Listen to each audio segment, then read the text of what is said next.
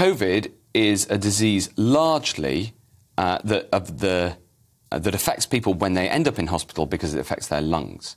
So you ended up with a huge amount of people essentially with broadly the same condition, as opposed to the general beds, and we didn't want people to be catching COVID in hospital either. But you're talking about ventilator beds here? Not just ventilated beds, but even if you weren't on a ventilator, you know, those 17,000 people all basically had the same condition. These are just statistics, Mr. Hancock.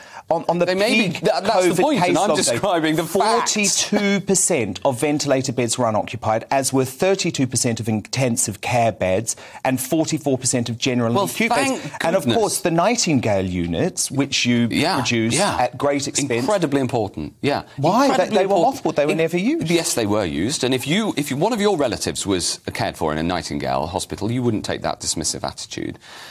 They were used, albeit in smaller numbers than the capacity, but that's because I wanted a capacity that was bigger than what we had. Of course I did. Because and the reason for this, let's step back, right? The reason that the NHS was not overwhelmed is because we brought in the measures to control the virus. And the strategy all along... Well, that is disputed. You know that is disputed. It's just a fact, OK? It's science. And you've got to base your analysis on science.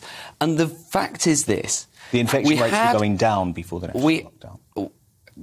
We had a strategy which was based on protecting the NHS until the vaccine made us safe. And decisions about lockdown before and after vaccines were widely distributed were different and are different. And that's important.